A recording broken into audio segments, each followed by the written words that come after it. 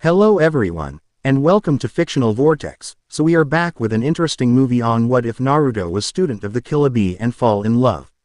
But before we start, I just want to remind you to please subscribe to my channel and hit the like button if you enjoy my content. Let's start the story. Song 1. My name is. Two figures were walking towards the village of Konohagakure. Both were around 6 feet 4 inches and had an insane amount of muscle seen clearly even with their dark skin. They shared the same white blonde hair. There were several differences though.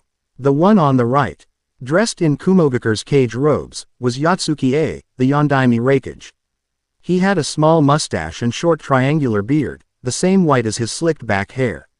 He, too, sideways glanced to his little brother, Yotsuki Kurabi, or as he called himself, the Killer Bee.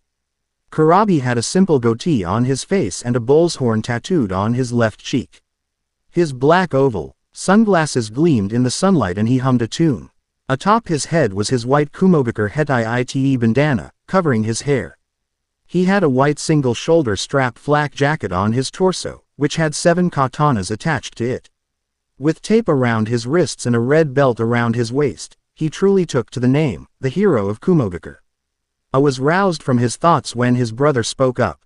Yo, bro, where'd you go? We're almost there, man. Pick up the pace or I'll leave you alone while you tan, rapped out Kurabi. Aside as his eccentric brother made a fool of himself. For being the only known Jinchuriki alive to control his Biju, Kurabi was too cocky for his own good. I hurried his pace and stopped at the checkpoint at the village gates. The guards seemed intimidated by the two hulking figures. But I figured it was because no one in this village knew how to make commitment about training. Elsewhere, a green-clad Jonin sneezed. He then proclaimed how, through the power of youth, he would climb the Hokage monument using only his mouth and feet. After getting checked out by the guards, and his brother walked towards the Hokage monument. After 10 minutes, however, it became apparent that Kurabi was no longer at his side. I groaned before going to look for his brother. I called out, come on. I've got to do this meeting. This is important, damn it. Unknown to the slightly fuming Raikage, Kurabi was investigating something his Biju had sniffed out. The tall man quietly made his way over to an orphanage, where he heard a woman shouting, skin smacking skin, and a child crying in pain. Yes, now I remember. That son of a bitch finally got caught, Hachibi muttered in Kurabi's mind. Hurry, My brother may be strong, but his container obviously isn't. Kurabi walked into the orphanage and saw a sight that angered and horrified him. A caretaker, he assumed, was smacking a toddler across the face several times. The woman was shouting obscenities at the boy, asking him why he thought he was allowed to eat food meant for humans. Kurabi scowled and made his appearance known as he grabbed the assaulting woman's hand before she could strike the boy again. Leave the kid be, bitch, he said, or I'll make sure you'll never again be able to scratch an itch. The woman looked horrified at the sight of an obviously strong man threatening her. Before Kurabi could say another word, the frightened woman ran out of the room. Turning back to the crying child, he looked over his features. The boy was smaller than he should have been, looking slightly malnourished, and his clothes were nothing more than shredded rags. The boy had spiky blonde hair and his eyes, though red from crying, were a cerulean blue that hid nothing from the Killer Bee. Kurabi smiled softly to the boy and knelt down next to him. The toddler looked up at him while sniffling. Hey there, bud, said Kurabi, what's got you down in the mud? The boy giggled, slightly amused with how he talked. Kurabi smiled, taking this as a good sign. So what's your name, little man? He asked. The kid sniffled and rubbed his eyes before replying. Uzumaki Naruto, he whispered out. Kurabi gave the boy a grin. Strong name ya got, kiddo, he said. My name is Yotsuki Kurabi, but you can call me the mighty Killer Bee. Naruto giggled again, you silly. Kurabi deflated slightly. Nah, bro. Rapping is the only way to go. Naruto laughed again before sighing. You probably gots to go back to Gigi, huh? Kurabi arched a brow. I ain't got to go anywhere, little man. What's say ol' Killer Bee gives you a hand? Kurabi picked the boy up and set him on his feet. He dusted the boy's shoulders and back off and then spat into his hand and wiped some dirt on his face away. Nah, Naruto giggled and shoved his hand away while Kurabi smirked and ruffled his hair. There we go, he said, good as new. Naruto smiled up at him, thanks Killer B-san. The door opened again and two robed figures walked in. A looked almost murderous whereas his elderly companion had a soft smile on his face. A stormed over to Kurabi and gave him a good whack across the back of his head. Damn it B, how many times do I have to tell you not to run off while we're in another village? Scolded the Raikage to his little brother. Kurabi rubbed his head. I think we were on number 254, he muttered out, but after that whack. I don't really know. A giggle from the sunny blonde gained A's attention and he looked down at the smiling toddler that was standing behind his brother. Look. Ed at the boy with wide eyes before looking back at the sandame with narrowed eyes. You, me, talk, now, he said sternly as he walked into another room. The Hokage sighed and nodded as he followed the fuming Raikage into another room. Cleared the room and shut the door before placing a silencing jutsu on it and turning on the Hokage. What the hell is your Jinchuriki doing in an orphanage? He hissed out. Having seen what happens to Jinchuriki because of his brother, he strongly supported their proper training and care. He viewed them as the people they were, which is easy to do when your little brother has a biju sealed inside him. Due to circumstances from 3 years ago, the Hokage said, we cannot afford to put him in his rightful home without the council and villagers throwing a riot. A riot, repeated, still considerably upset, your Jinchuriki, who contains the strongest biju might I add and is the heir of the Namikaze clan, is being treated like a pariah and you're worried about a fucking riot. You're the Hokage for Kami's sake, Sarutobi. Act like it. Sarutobi sighed. I know you and Minato were close despite being on opposite sides of the war, but things have changed ever since he died. Punched the wall, nearly knocking it down but still making a large hole in it, and said through gritted teeth, Minato's son deserves better. Jiraiya felt the same way, Sarutobi said. The council forbade him from interfering with him though. The Raikage growled as he crossed his arms, and you're just going to let the beatings continue. You're the one that's the beating through your crystal ball, are you telling me that woman isn't going to be reprimanded? The Hokage became grim, the woman will indeed be reprimanded. Don't think me as cold-hearted as you make me out to be. That boy is the only thing I have remotely close to being a grandson. I do my best to make his life better with what I can do, but there isn't much I can do. It was then a gleam appeared in the old man's eye. His grim look turned into a smile and wondered why he would smile during this conversation.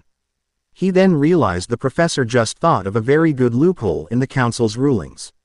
What are you thinking about, old man? I asked cautiously. The Hokage smiled as he lit his pipe and opened the door, breaking the seal.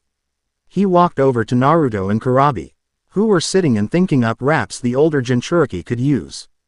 The approach of the elderly Hokage made Naruto smile brightly and he stood to greet the Hokage. Hi Gigi, he cried out, Killer B. San and me was making rhymes for later times. That's a good one, little nine, Kurabi muttered as he wrote the lyrics down. The Hokage chuckled and walked into the room, curious of what the Hokage would do next. Naruto-kun, Sarutobi said, gaining the blonde's attention, how would you feel about leaving the orphanage with Kurabi and Naruto's smile grew larger as he cheered.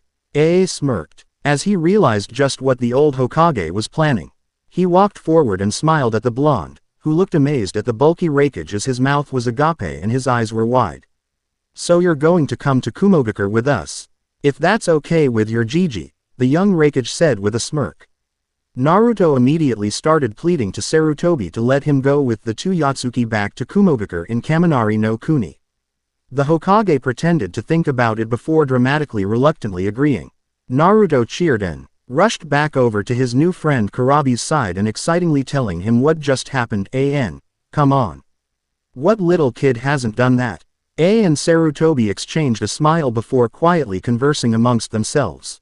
We'll take good care of him, the Raikage said, earning a nod from the Hokage. I know you will, said Sarutobi, and be sure to have Kurabi train him. Smirked, nah, I'd thought I'd let Katsu do it. Who else could train the Jinchuriki of the Kyuubi no Kitsune? After a meeting between the council and the Raikage over trade proposals, the Yatsuki brothers and their newest charge Uzumaki Naruto were at the gates of the village. Naruto was wearing new shorts and a green shirt, courtesy of the Raikage, and was riding the shoulders of Kurabi. Both were happily chatting, rapping away as the Raikage said his final farewells to the Hokage. The three newcomers went on their way back to Kumogakure, where they would settle the Uzumaki into his own apartment next to Kurabi. Time skip. 11 years later. Uzumaki eiiee. The teacher, Mikaru say. Nsei cried as he suddenly found himself dangling from the ceiling of the classroom. The class all turned to look at a smirking blonde with feral-looking whisker marks on his cheeks. He had a sleeveless white flak jacket on, imagine a white bulletproof vest, that had several spots where scrolls could be stored, and on his back was the signature Uzumaki swirl. Atop his head was a blood-red bandana hat held up his spiky bangs over his head. He wore standard shinobi pants along with a red belt and a katana attached to the right of his belt. His feet had black shinobi sandals on them. Tattooed on his left shoulder was the image of a curled-up sleeping fox with 9 tails running down his arm. His cerulean blue eyes glistened with humor dancing in their reflection. "Sorry sensei," the blonde replied with his smirk still plastered on his face. "I'll cut you down once you change that B+ to an A." Mikaru grumbled under his breath for not remembering to change his A student's grade back to its rightful spot after an accident with his typewriter caused him to mismark his paper.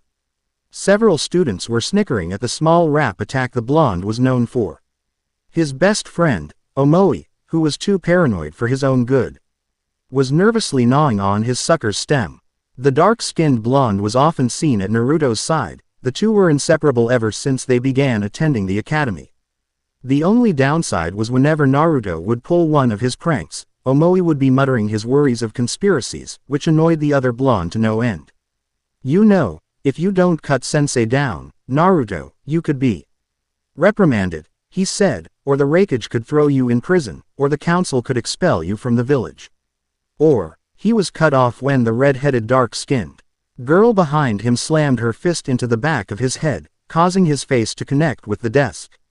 Another round of laughs adorned the classroom when the students witnessed another Omoi Karui comedy moment. Naruto flung a shuriken at the ninja wire that held his sensei immobile and hung in the air, causing the Chunin to fall, flailing his arms as he fell, and hit the desk, knocking the poor man out. Naruto stood up and stretched as he walked to the front of the classroom. He stepped over the unconscious form of his teacher and erased the front of the blackboard. He formed a single seal and D2 Kaminari Bunshin appeared next to him. One was handed a scroll Naruto pulled from a drawer in the desk and the other wrote on the board, "My name is." The students all clapped and some whistled as they knew what would come next. The clone with the scroll unsealed a beat mixer from the scroll and began scratching the record. AN. Italics are Naruto and parenthesis is his backup, or in this case, his clones. "Hi, my name is what? My name is who? My name is Slim Shady. Hi, my name is what?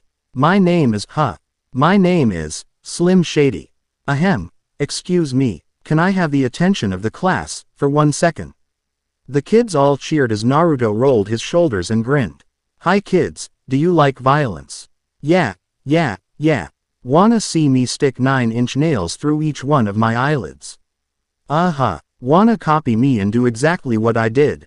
Yeah, try. Sit and get fucked up worse than my life is. My brain's dead weight. I'm tryin' to get my head straight, but I can't figure out which girl I wanna impregnate." The girls in the class all giggled and the boys all laughed as Naruto made small pelvic thrusts quickly before continuing. "And Dr. Dre said, man, Slim Shady you a basehead. Then why's your face red? Man, you wasted." The kids cheered and clapped as he continued with his rap. The DJ clone scratched the record again. "Well, since age 12 I've felt like I was someone else 'cause I hung my original self from the top bunk with a belt. Got pissed off and ripped Pamela Lee's tits off and smacked her so hard I knocked her backwards like crisscross. I smoke a fat pound of grass and fall on my ass faster than the fat bitch that sat down too fast. Calm air bitch." Naruto reached for one of the girls sitting in the front but his clone pulled him back and slammed him into the wall. "Shady, wait a minute, that's my girl dog. Naruto shrugged and dusted himself off before smirking and flicking his clone off. I don't give a fuck, Kami sent me to piss the world off. Hi, my name is what? My name is who? My name is Slim Shady. Hi, my name is My name is what? My name is Slim Shady. Naruto was now standing on the desk waving his hands, causing the class to mimic him. Unbeknownst to them, a genin-rank blonde girl was walking through the hallways. She was helping several of her old senseis with their classes. She approached her old Al-Year classroom and paused at the door when she heard music and cheering behind the door. That's new, her Biju muttered. Shall we explore, kitten? Hell yes, the blonde Kunoichi thought angrily. Her jaw dropped once she barged into the room and she saw another blonde standing on a desk nodding his head to the beat. My English teacher wanted to flunk me last July. Thanks a lot, next week'll be 10 plus 5. I smacked him in the face with an eraser, chased him with a stapler, and stapled his nuts to a stack of papers. Oh, the blonde girl's jaw was popped open as she watched He blonde teen hop down and jump down onto her tied-up sensei. Mikaru grunted in pain and clutched his stomach as Naruto stepped off him. 99% of my life I was lied to. I just found out that my mom did more dope than I do. Damn, I told her I'd grow up to be a famous rapper, make a record and name it after her. Oh, thank you. He's very delicious, isn't he, kitten? Nibby pure, read as she watched the blonde shinobi in training through her container's eyes. The girl slowly nodded before shaking out of her stupor and narrowing her eyes at the rapping blonde. Shut up, Nibby. Why? Oh, you know you blew up when women rush up your stands and try to touch your hand screamin', like Usher fans. This guy at the White Castle asked for my autograph. Dude, can I get your autograph? So I signed it, dear Dave. Thanks for the support, asshole. It was then Naruto noticed his unwelcomed guest. A smirk appeared on his face and he rushed over to the girl, grabbing her hand and pulling her into the classroom. The other students all gasped collectively. The DJ clone kept working on the beats and Naruto asked, Hey there, what's your name, you pretty thing? The girl had a small tint of red from being pulled into the thing and she said, Ni Yugito. And you are? Naruto just smirked and pointed at his DJ clone, who scratched the record again. Hi, my name is what? My name is who? My name is Slim Shady. Hi, my name is My name is what? My name is Slim Shady. Stop the tape. This kid needs to be locked away. Get him. Dr. Dre, don't just stay there. Operate. I'm not ready to leave. It's too scary to die. Fuck that. I'll have to be carried inside the cemetery and buried alive. Yup. Naruto walked up one of the rows of steps and walked onto the top of the middle desk. Am I comin' or goin'? I can barely decide. I just drank a fifth of this vodka. Dare me to drive? Go ahead. All my life I've been very deprived. I ain't had a woman in years and my palms are too hairy to hide. He held his hands up and 2 yellow patches were visible, causing several girls to be blown back by massive nosebleeds. Yugito blushed heavily as she saw the hair vanish in a puff of smoke. She heard Nibby purr in approval and she thought, You think that's good? Kitten, how many boys have you been with again? Nibby asked. Yugito's blush increased and Nibby chuckled, Exactly. Trust me when I say. The ones with the dirty mouths know what they're talking about. Yugito then saw that the blonde had lost his shirt, leaving his chiseled body in view and causing her to have a slight nosebleed. Nibby's purr increased tenfold and a look of lust appeared in both Yugito's and the Neko's eyes. He started pulling his vest back on and continued. I lay awake and strap myself in the bed. Pull a chainmail vest on and stab myself in the head. I'm steaming mad, and by the way when you see my dad, yeah. Tell him I slit his throat in this dream I had. Naruto hopped back down the stairs and walked back to the front of the room as the DJ clone scratched the record. Hi, my name is what? My name is who? My name is Slim Shady. Hi, my name is My name is what? My name is Slim Shady. He bowed before the class as the DJ clone did a final record scratch. The class erupted into cheers as Mikaru broke his bonds and stomped over to Naruto. He raised his hands and growled out, Uzumaki, Naruto. Naruto turned around. rubbed the back of his head before yelping and jumping out the window, his clones in tow. Mikaru hollered out the window after him, "You just wait until I tell Reikage-sama what you did." Yugito cleared her throat and Mikaru swallowed and dismissed the class. Yugito crossed her arms and smirked. "So, sensei, are you having a bit of trouble with one student?" Mikaru sighed. "Yugito, you have no idea, he's Reikage-sama's adopted brother. As if that isn't enough, Kurabi-sama has taught him his interesting speaking habits." Yugito's jaw dropped. He's Reikage-sama's. No wonder he's so solid," Nibby purred. Yugito wiped the blood off her lip from the image Nibby sent her of the other blonde's body. She shuddered as Nibby kept sending her images of the blonde doing things to her. "I believe we should look into this mystery of Uzumaki Naruto, kitten," purred the Neko. Yugito nodded as bid her sensei goodbye and shunshin to her hotel room. The past few minutes had given her an urge she needed to settle. As Yugito filled her tub, she cursed the Neko for passing her heat onto her.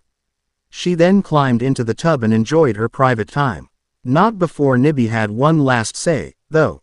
"I wonder if he's single." Yugito's scream of frustration was heard throughout the village.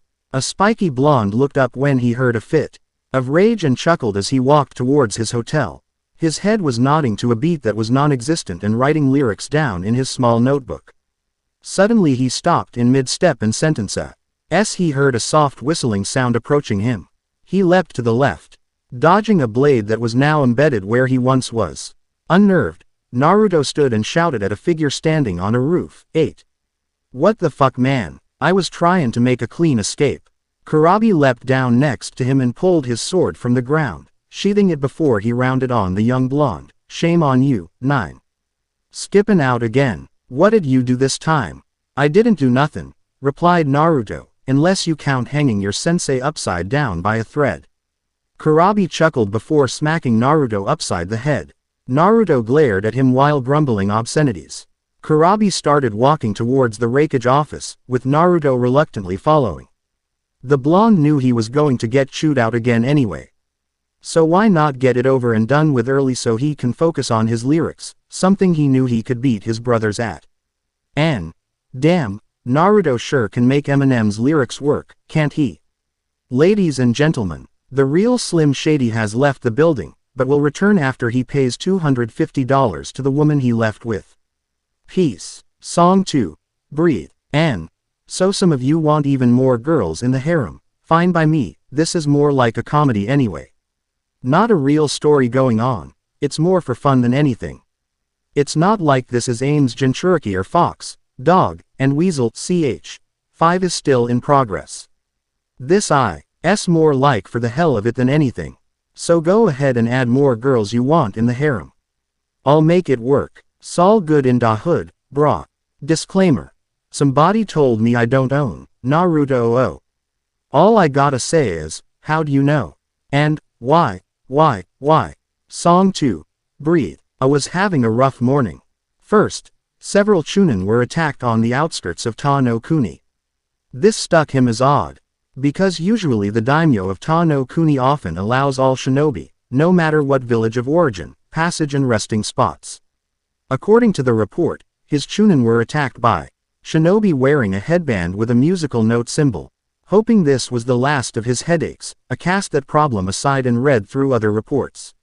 That's when he read problem number 2, A's alliance with Iwagakure was in jeopardy. He received a letter of caution from the Tsuchikage that if a certain blonde-haired shinobi was ever seen in Iwa, he would be captured and held hostage. This wouldn't worry A no.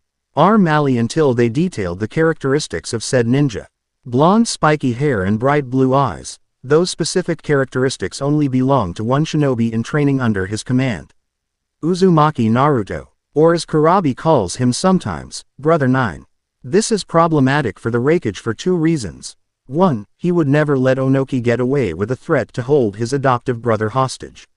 And 2. How did Onoki even know that I had taken the son of Konoha no Kiroi Senko, Konoha's yellow flash, from Konoha when the only ones aware of this fact were himself, Naruto, Kurabi, and the Sandaime Hokage? This was needed to be looked into by Shock, his special Anbu organization designed to find information within another village through the shadows of a cloudy day. The last problem also, revolved around the youngest Jinchuriki of Kumo. Apparently, he had managed to set up a tripwire trap that would dangle his sensei a good 7 feet from the ground during the 15-minute lunch break. Unfortunately for the sensei, several witnesses in the mess hall placed Naruto arguing with Karui and Omoi during all of those 15 minutes. Knowing of his ability with clones, they also made sure he was eating, which he was. So there was no real evidence that he had done the dirty deed. I had an inkling a certain message from a certain cage was more than just a message. I chuckled when he thought about his little brother's gift with sealing techniques. He might not be as skilled in taijutsu or genjutsu as he is with ninjutsu or schooling, but Kami be damned if he hadn't figured out Fu Yuanjutsu when the white-haired Sannin stopped by for a week. The Toad Sage had been so impressed by the boy's skill, he almost took Naruto with him for a year's worth of training. Almost being the key word. Because he then became subjected to the least favorable skill throughout Kumo that Kurabi had honed to a near impossible status. Naruto was officially the best rapper in Kumo. Even Kurabi admit, he was better at rapping than himself, which is a shock to everyone when Kurabi admitted it. I heard a knock at his door and he said, "Enter." He was surprised when his secretary entered the room with wide eyes. She stuttered out, "S sir, why your BR brothers are here to see you." I blinked before replying, send them in." He had never suspected that Naruto and Kurabi, two of the most hot-headed people in the village, unable to sit still for more than 2 seconds, would ask to enter his office when usually they would barge in. I noticed that his secretary was still standing there with wide eyes and continued. "I said they could come in." "No sir, but it's probably best if you come see for yourself," said the still shocked woman. Aside before he stood and walked out of his office. What he saw nearly made his jaw drop. Spinning on his head and elbows on a piece of cardboard was Naruto, along with 4 others making beatbox sounds, and Kurabi was whooping and cheering him on. I felt a migraine forming and walked over to the spinning blonde, grabbing his left ankle and yanking him away from the piece of cardboard. The other Narutos looked up and started laughing. The one in his grip made a raspberry at him before vanishing in a puff of smoke. 3 of the other Narutos also vanished while the original stood smirking and Kurabi was snickering into his hand. "What is the meaning of this, Naruto?" asked his little brother. Naruto crossed his arms. "My guess is you've had some bad reports already, before you read the one concerning me and Sensei," Naruto said. "So I've come to plead my case and avoid getting into major trouble today." I groaned. No matter what he tried, the boy refused to speak normally, opting instead to rap. A glance at his other little brother made him realize that Kurabi was absolutely glowing with pride, as though the Hachibi Jinchuriki was taunting him with his smug smile. "Let's just get this over with," muttered the Raikage as he went back into his office. The 2 Jinchuriki followed him. He sat in his chair while Kurabi chose to lean against the wall and Naruto opted to pick up one of his dumbbells, starting a round of bicep curls while he sat on the workout bench he had in his office. I pulled a bottle of his and his brother's favorite energy drink originated in a small village on the eastern side of Kaminari no Kuni. Pouring 3 glasses, he pushed the 2 meant for his brother's close to the edge of his desk and started drinking his own glass. Naruto and Kurabi took their glasses eagerly before they downed them in seconds. I set his glass down before he looked at Naruto as the Raikage and nod as his brother. "Tell me, Naruto," he said in his cage voice, letting Naruto know he was completely serious. "How did you decide to hang your sensei upside down, disrupt your class, and completely humiliate a renowned genin of Kumogakur?" Naruto poured himself another glass before replying, "I did it for fun, sir. And I didn't know that Yugito was renowned. Speaking of which, why did the scent of a cat come off of her?" Kurabi answered for she's like me and you. Instead of 9 tails, she has 2. Naruto nodded his understanding before the throat clearing of a brought his attention back to the Raikage. "Thank you for sharing the S-ranked secret with someone who isn't even a genin, I said with sarcasm evident in his voice. "But I want to know how you pulled that prank off, Naruto." "Gotta thank the old geezer for that," Naruto said, leaning back on the bench, gripping the bar. "That cage bunshin technique is really fat." And Kurabi both lost their resolve at that. The cage bunshin, thought he gave Naruto one of the most reverent techniques in Konoha. Holy shit. Kurabi and A exchanged a look and both nodded at each other before they looked back at their little brother. It was Kurabi that spoke. Little bro, he said, getting Naruto's attention, would you like to become a genin? Naruto cocked an eyebrow. Whatcha mean, B? I've got a few months still ahead of me. What he's insinuating, Naruto, said, is that the fact you've mastered a forbidden technique from Konoha managed to somehow set a trap while you were eating lunch in front of a good couple hundred people. Which I refuse to tell you how I did it, Naruto interrupted, otherwise there's nothing special about that shit. Right, said A, like I was saying, it's because of these facts that we've decided you are eligible for the genin exam usually given by jonin instructors. Instead, I will be giving you this exam. Naruto choked on his drink and exclaimed, what the fuck? Are you shitting me? A and Kurabi blinked, surprised by the fact he hadn't rapped. A continued with a smirk, what's wrong, Naruto? Can't think of a good rhyme this time. Naruto glared, I'm not joking, around this time, bro. Are you too serious about me becoming a genin? Kurabi answered, hell yeah, little man. Yo, you've got all the skills necessary and without the aid of your friends. A smirked, but you'll be taking the test with another genin who I believe is eligible for a promotion to chunin. If you pass with her help, not only will you be made genin, but she'll be placed on your team as your captain. Putting 2 and 2 together, Naruto paled, oh, no, come on bro. She'd, what if, come on. This is bullshit. Hey, Kurabi shouted, slightly offended. Naruto flipped him off before continuing, what did I do to deserve this? You admitted it before, A said slamming his hand on his desk, you attack D and apprehended your own Chunin sensei under the surveillance of several hidden Anbu operatives on duty, which in itself is threatening to the shinobi of my village. If it were up to the council, yo, you'd be put in Anbu training immediately and B, myself, Omoi and everyone else in this village wouldn't see you for years. That and the fact you contain a biju would make it all the more reasonable for this to happen. Naruto started to retort when A continued, would you enjoy that, Naruto? Would you enjoy life in a barracks? To be trained as a soldier to attack from the shadow of the clouded day? You would never be able to live a normal shinobi life afterwards. A realized he was pressing too hard as Naruto was now looking at the ground, a frightened look on his face. Looking at Kurabi, A realized he unconsciously triggered something that happened to the young blonde. He sighed audibly and pressed the button on his intercom, get me Naruto's therapist. Naruto, the kind elder Ki said to the now stoic blonde, Naruto-kun. Look at me. The now dead blue eyes of Naruto looked up at Ki. A soft voice emitted from the blonde, Ki Ba-chan. That's right, Naruto, she said softly, you're safe here with Ba-chan.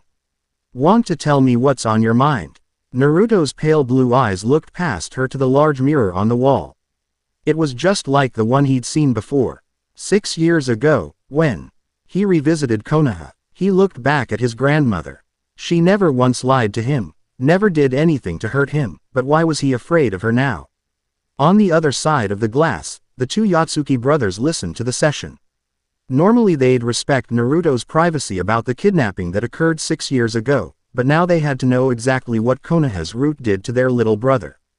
Naruto was calm throughout the whole session, just staring at one thing at a time. Hearing what the emotional trainer did to him nearly caused Kurabi to lose it. And that's saying something. Kurabi turned to his brother and removed his sunglasses, something he never did, even when he was serious. A barely registered that Ki had instructed Naruto to sing his calm song. Naruto took a deep breath before softly starting. He's fine, most of the time. He takes his days with a smile. Reikage-sama, Kurabi said, looking at his brother without his glasses, I humbly request permission for an A-rank assassination mission of my own payment. Moves like a dancer in light, spinning around to the sound. But sometimes he falls down. I didn't even look away from the session at his brother, denied. Breathe, just breathe. Take the world off your shoulder and put it on me. Bro, you hearing what I'm hearing? This isn't some fucking guy just kidnapping kids from villages, Kurabi said, T.S. is a black operation going on behind Akage's back. This is a violation of the Third War's Peace Treaty. Breathe, just breathe. Let the life that you live be all that you need. And we'll let it go, A replied. Kurabi placed his glasses back on and scowled. Grabbed Kurabi's shoulder before he could storm out and shoved him against the wall. Kurabi snarled and made to charge at his brother when spoke up. He likes Kumo at night, he thinks of running away. Shine on, bright like the sun, I need to hear you say. I need to hear you say why. Don't you dare attack me, Kurabi, the Raikage growled.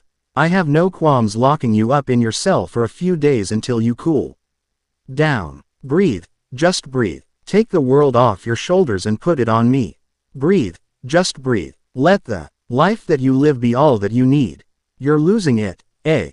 Kurabi shouted. Those motherfuckers don't deserve their status as the strongest village. That fucking liar. He was in on it. He was in on it. Naruto was now tapping his foot to the beat of the song and Ki was humming along with him. Let go of your fear, let go of your doubt. Let go of the ones who tried to put you down.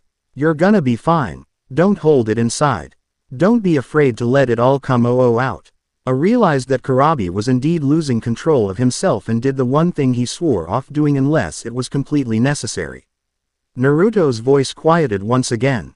Breathe, just breathe. Take the world off your shoulders and put it on me. Breathe, just breathe. Let the life that you live be all that you need. Cocking his fist back, silently prayed he wouldn't miss his chance. He charged 70% of his lightning chakra into his fist and punched him in the face. Kurabi stumbled backwards and passed out from the amount of pure electricity charged into his brain, forcing him into a knocked-out state. Looked into the session room to see Naruto was now yawning and lying down on the bed in the session room. He knew Ki had activated the genjutsu during the final lyrics and smiled at her from behind the glass. He was an extraordinary genjutsu specialist in her prime and she still was. The only one who rivaled her in skill was Konoha's genjutsu mistress Yuhi Kurenai. Aside as he realized he would have to assign someone to keep an eye on Naruto now that his repressed memories were breaking through the surface. With Kurabi being too attached to Naruto, there was only one other with the proper skills necessary to do this. He pressed a button on the side of the wall and said, "Bring the restraints for Kurabi. Take him to his apartment and activate the seal. And bring me Niyugito." A few moments later, Kurabi was being calmed down and meditating in his apartment while the blonde Jinch Yuriki named Niyugito was standing alongside the Raikage. This was something she wasn't used to, but she knew how he felt towards her. She wasn't the demon container to him, she was a genin with extreme talent. She was staring into a darkened room behind a glass. "Okay, I give up," Yugito said, turning to the Raikage, "Who's in there?" "Akiri nin." Chuckled, "I should certainly hope not." "He press," said one of the buttons on the left of the window and spoke into the receiver, "Rise and shine, punk ass. Today is the beginning of your genin examinations." Stepped back from the glass as soon as he finished saying that. Yugito gave him a weird look before resuming trying to peer into the darkened room. A figure suddenly slammed into the window and she jumped back while subconsciously pulling a kunai out for defense. To her left the Raikage chuckled before pressing the button and speaking again, "Get off the window, smart ass." Several electrical discharges were visible before a voice called back, "Yo. Turn the lights on, man. You're a genin in training," replied to the teenage voice. Yugito swore she heard the voice before but she couldn't place it. "This is stupid. Just because I'm a fucking fuck. Son of a motherfucking goddamned bitch." The voice shouted. Chuckled again before pressing the button. "What did you do, dumbass?" asked the Raikage. The voice grumbled more obscene ties before taking a breath and replying. "Stubbed my toe." That comment caused the Raikage to roar in laughter and Yugito had to fight back the urge to laugh with him. The Neko in her mind however was laughing her ass off. Hee, "Oh Kami, he stubbed his toe." The cat asked. Yugito sighed before rubbing her temples and pushing the Raikage out of the way and pressing down on the button. "Listen, I don't know who you are, but you will speak to the Raikage with respect," she said into the receiver. There was a pause before an audible thump was heard and laughter emitted from the room. A tick K formed on Yugito's head and she was about to retort when a pushed her aside and pressed the button down. "Would you rather I turn the lights on so you would be shown before a certain feline friend of yours in all your glory?" Silence. That was all that came from the room. Some shuffling was heard and then something knocked on the mirror.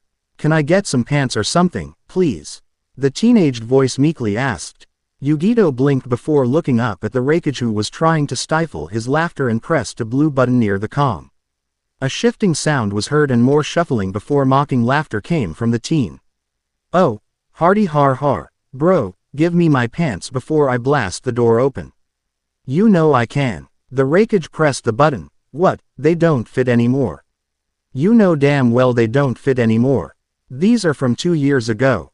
Impossible, the Reikage retorted, we grabbed those from your apartment. Well, they don't fit, the voice replied with a growl. Nibby purred. Ooh, I like this one kitten. The cat purred in Yugito's mind. Yugito rolled her eyes and thought, you don't even know what he looks like. No, but I know what he smells like, the cat said with a smile. Remember a certain foxy smell from earlier today? Yugito nearly fell on her ass. She walked closer to the window and closed her eyes, muttering, Nekomi no jutsu, cat's eye jutsu. Opening her eyes, she now had bright green eyes like that of a cat along with slitted pupils. She peered into the room once again and saw that it was indeed the rapping blonde she had run into at her old teacher's room. What he was doing in a holding cell though? She noticed the fox tattoo on his arm and the blue eyes that seemed duller than the last time she looked at them. When he spoke ain't she lost the concentration for her jutsu. Never mind, I got it, was putting them on backwards, said the blonde.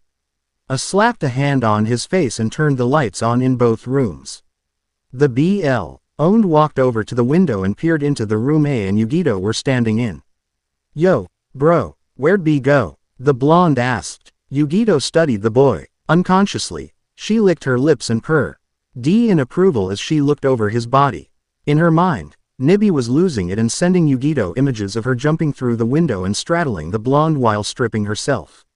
Yugito shook her head and blinked a few times before the voice of the Reikage snapped her out of her stupor. This is Ni Yugito, said, she will be your examiner.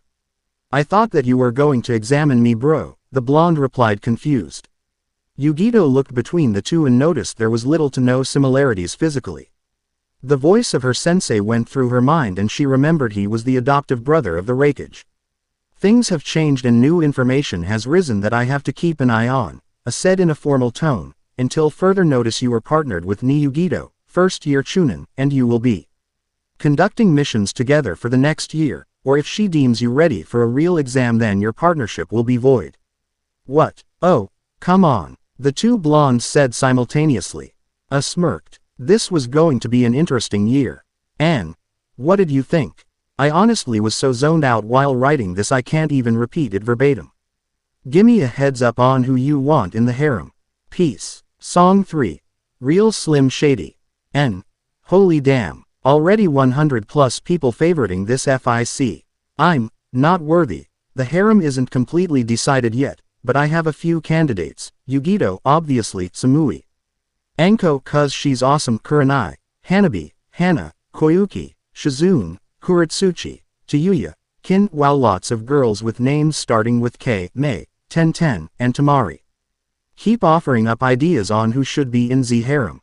Note: if you don't like Michael Jackson purely because of his past problems with the law, then you're really biased and thus, I hate you. Just sayin' this cause the King of Pop will be honored in this story, as will previous boy bands. Internal vomiting going on, such as NSYNC and Backstreet Boys. My reasons are my own and if you aren't down with that, I've got 2 words for y'all. Don't hate. Okay, rant over, let's get this chapter started. Disclaimer. I'm a B sad cause I don't own Naruto. Song 3. Real Slim Shady. Yugito growled to herself, as she walked through the streets of Kumo. When I find him, first, I'm going to beat him to a pulp, she muttered, then. Oh, then I'm going to rip his vocal cords out. And after that, I'm going to hang him above the Reikage's office by his underwear. I like the sound of part 3, let's skip past parts 1 and 2 and just rip his clothes off. Heard Nibby in Yugito's mind. Yugito CKED her hand against her forehead and muttered darkly, shut up, Nibby. This isn't the time, party pooper. I am this close to throwing away that scroll about the foreign cats. Yugito threatened causing the Neko to become quiet. The blonde resumed storming through the village, glaring at those that dared to get in her space. She looked from left to right for the blonde maid of pure energy named Naruto. Or as some kids she asked for information on him called him, Slim Shady Ruto. She had just about given up hope when she heard cheers and beats coming from around the corner of the academy. Rushing around the corner, her jaw nearly dropped. On a large stage that somehow was constructed without anyone noticing, was a white-haired dark-skinned boy trying to quiet the crowd. Behind him, over were 7 of the blonde she was looking for were setting up equipment, all wearing black pants and hoodies. All right, Omoi said into his mic, shut it. Let me get this right, y'all want the fast as lightnin'. Konohanin frightenin', downright enlightenin', ladies and gents, bitches and mofos, give it up, for the one, the only. Shut up, 6 of the 7 Narutos shouted, shoving Omoi into the crowd. The last Naruto made a ram seal and after a puff of smoke he appeared dressed in a white sleeveless hoodie over his usual attire along with wearing a new gleaming Kumo headband over his forehead. He held mic up to his mouth. May I have your attention please? May I have your attention please? The crowd roared with cheers while Yugito watched in awe as the 7 Narutos all fell on the ground. The white-dressed Naruto hopped back to his feet. Will the real Slim Shady please stand up? I repeat, will the real Slim Shady please stand up? One more Naruto hopped up and held a mic to his mouth. We're gonna have a problem here. The white-dressed Naruto smirked and raised the mic back to his mouth. Y'all act like you've never seen a white person before. Jaws all on the floor Ike Pam when Tommy burst into the door and started whooping her ass worse than before their first divorce, throwing her over furniture. It's the return of the, wait a minute, did he just say what I think he did? Yugito was watching her teammate walk across the stage, pausing to rap towards an audience member. And Dr. Dre said, nothing you idiots. Dr. Dre's dead, he's locked in my basement. Ha ha. Naruto pointed at another familiar pale blonde Yugito knew. Her jaw dropped when she saw her cousin Samui smiling slightly with a blush as Naruto leaned towards her and resumed. Feminist women love Slim Shady. Uzumaki. I'm sick of him, always grabbing his you-know-what, flippin' off you-know-who. Naruto held the mic out to Samui who blushed and continued the rest of the rap. Yeah, but he's so cute, though. Yugito's jaw clenched and Nibby smirked. Kitten, are you jealous? Shish, shut up, Nibby. Yugito thought back as she watched Naruto hop away from the edge and stomp his foot down on the stage once. The blonde rapper pointed at his head. Yeah, I probably got a few screws up in my head loose, but it's no worse than what's going on in your parents' bedrooms. Sometimes I just wanna jump around and scream and let it all loose, but can't, but it's cool for some looser chunin to hump a dead moose. The crowd cheered as the white Naruto pointed at a hanged clone humping a moose prop. Naruto shook his head and looked back out at the crowd, making a hand seal quickly. In a poof of smoke, 2 more clones appeared, one on his knees kissing the other's ass. A black-dressed clone held up a sign and shouted, sing along. My ass is on your lips. My ass is on your lips. Naruto did a sweep kick, taking out the 3 clones and continued. And maybe if I'm lucky you'll give it a little kiss. And that's the hidden message we teach to little kids, and we expect them not to know what a woman's clitoris is. Of course they're going to know what intercourse is, they got the Sanin book called the Ika Ika channel. Don't they? We ain't nothing but mammals, yeah, but some of us cannibals who cut other people open like a cantaloupe, slurp. White Naruto went into a thinking pose and continued.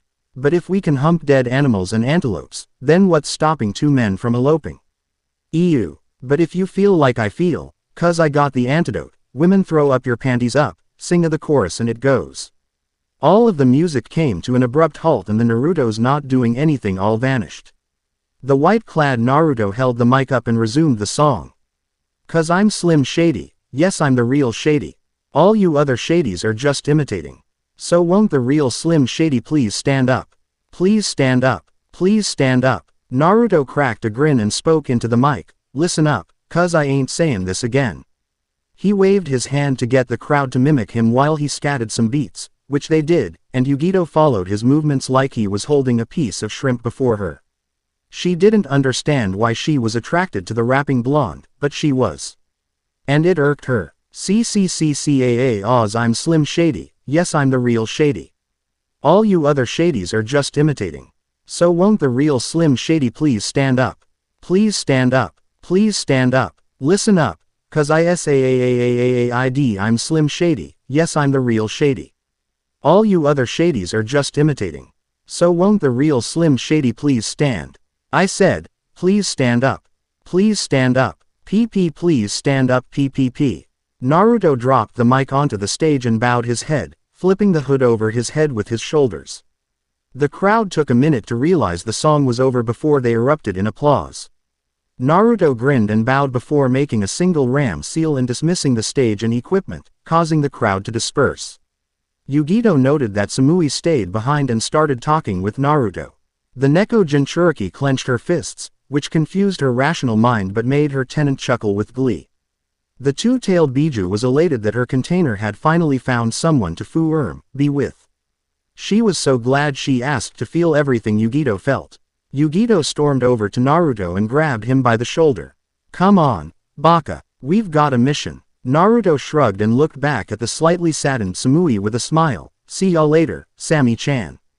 Maybe you can help me with that one song I'm working on. Naruto smirked when he saw Samui turn away with a light blush on her face.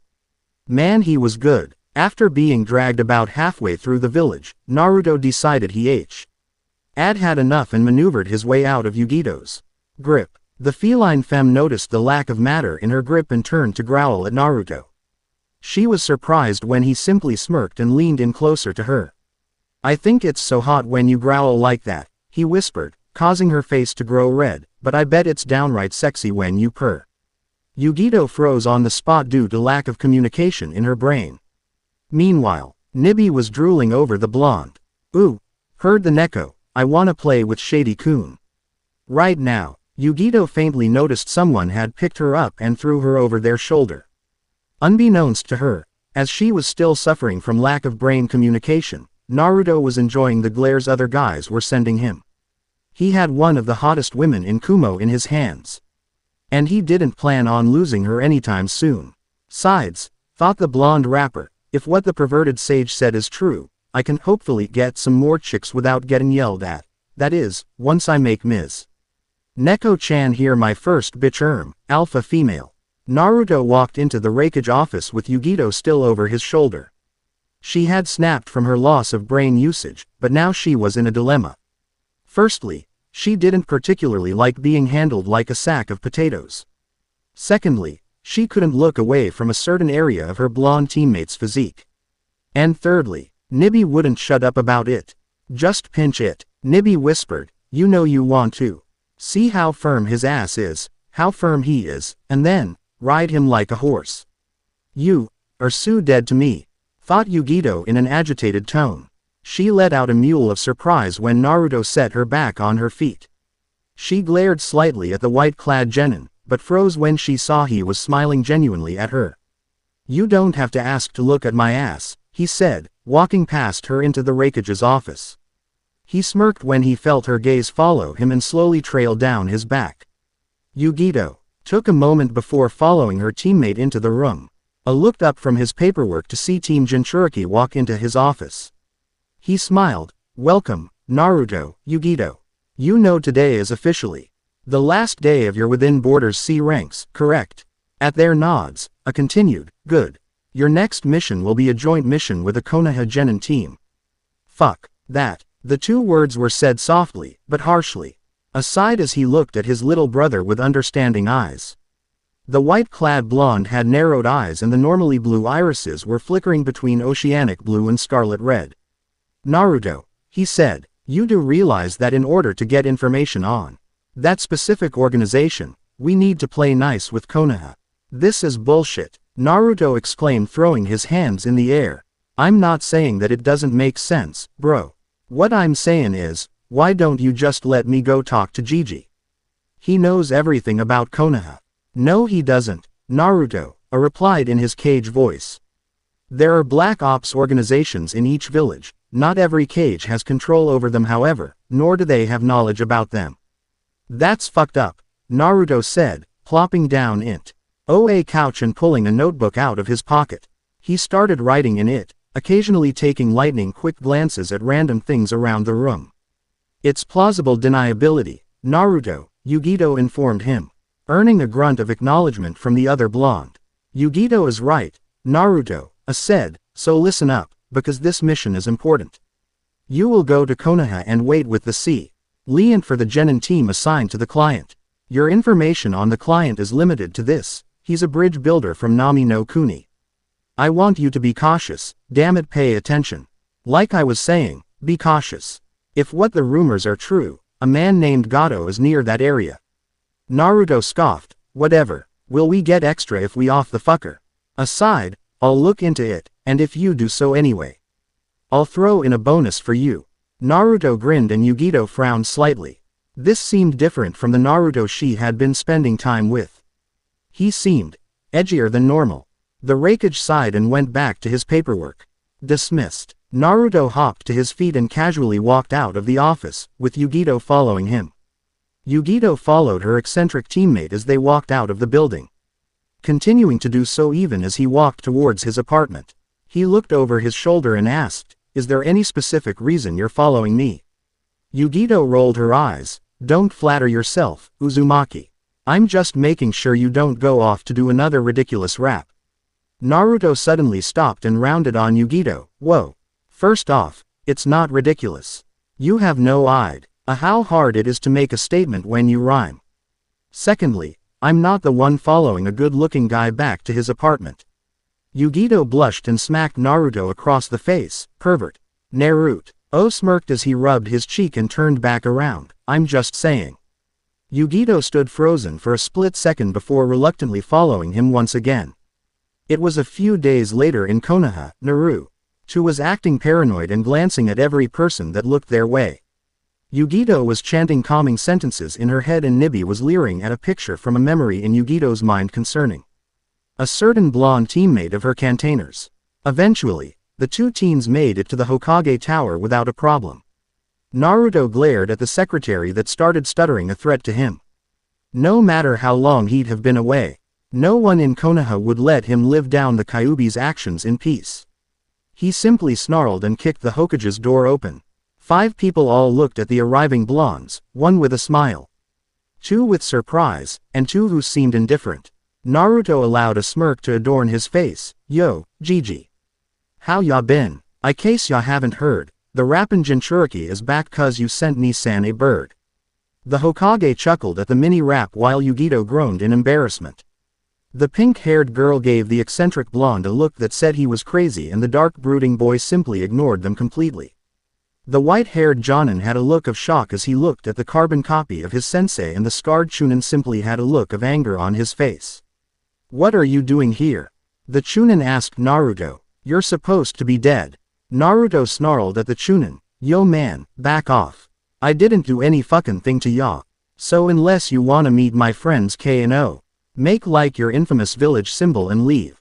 The Hokage sent a subtle glare at the Chunin before he laughed aloud at the burn and smiled at the blonde. "It's so nice to have you back, Naruto-kun. Your letters sure were interesting and took even me a few hours to decipher." Naruto smiled at the elderly Hokage. "Thanks Gigi, that means a lot comin' from you. Ni-san and Ni-sensei say hi." The Jonin looked between the two. "Hokage-sama. Is he?" "Hi, Kakashi," replied the Hokage. "He is, and I'm sure he knows a few moves that your sensei had invented." A grin adorned Naruto's face. "Aside from the third war jutsu, which is a bitch to figure out, everything my old man had, I've got." Yugito looked at Naruto in confusion. Who was his father? The way the Chunin and Jonin present were looking at him in shock. His father had to have been very strong. The one-eyed Jonin smiled. "I bet you are. I had the pleasure of fighting against Kurabi-san a few years ago, so I have no doubt that you're skilled." The two genin next to the Jonin looked confused and their sensei smiled down at them. "Why don't you show the Kumo shinobi around? I'm sure they would like to see our village." Whatever, the brooding boy said. The pink-haired girl smiled pleasantly at the two Kumo shinobi. "Hi," she said. "I'm Haruno Sakura, and this is the Uchiha Sasuke-kun. Ni Yugito," Yugito said, introducing herself, "Chunin of Kumogakure." This idiot is Uzumaki Naruto, Genin. Word, Naruto said, holding up a victory sign sideways as he turned to lean on the Hokage's desk. Sarutobi leaned forward and smacked Naruto over the back of the head. Naruto turned and glared at the cage. The old man merely smiled and made a shooing motion, causing Naruto to roll his eyes and look back at the pink-haired girl and the emo. A thought came to his mind and a feral grin appeared on his face. Yugito narrowed her eyes at the grin that sported Naruto's face. Whenever he smiled like that, he started a fight with someone. She'd have to keep an eye on him. Keep them locked on his ass. Nibi shouted in her head. Yugito's eye twitched in annoyance and she ignored the Neko's perverted ranting. Let's do like Gigi says. Naruto said with his grin, show us around. Oh, what is Naruto planning? We'll just have to wait and see. Hopefully Yugito can keep him in check. Yeah, like that's gonna happen. Song 4. Emo Kid. Guess it's time to find out what Naruto had planned, And I'm glad to see some people understand my defending of the king of pop's music. Let's get it going. Note: if my GF is reading this, don't kill me, it just fits. Hides in punk-ass corner. Song 4, Emo Kid. As Yugito and Naruto were led around Konoha by Sasuke and Sakura, the latter giving a detailed tour of the village which no one was listening to. Yugito kept glancing over at her smirking blonde teammate. Her eyes kept locking on his small smirk and she told herself it was because she didn't like that look on his face. It's 'cause you think it's hot and you know it.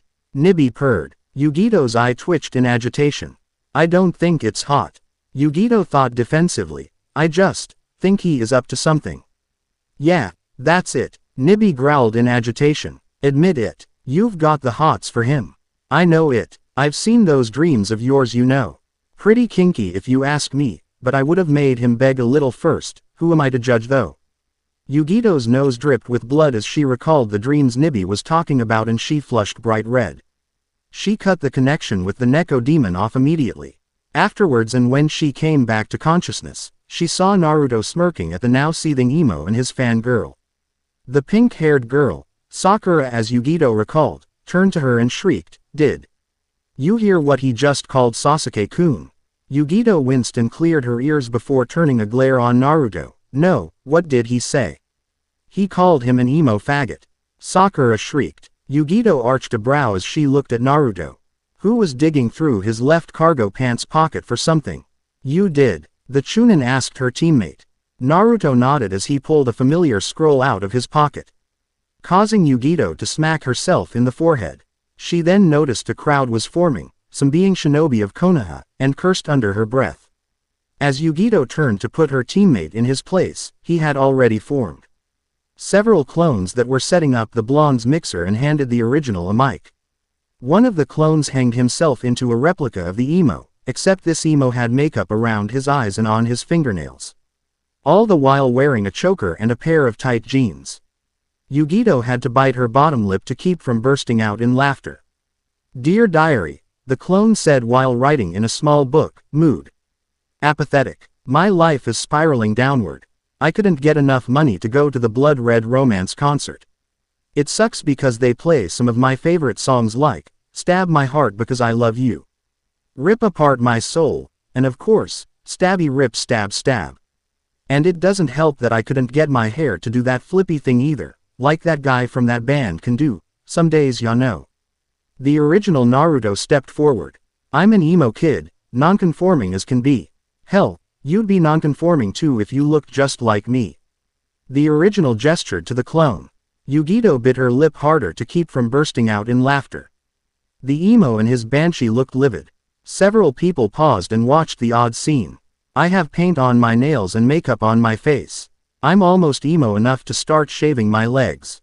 'Cause I feel real deep when I'm dressing in drag. I call it freedom of expression, but most just call me a fag.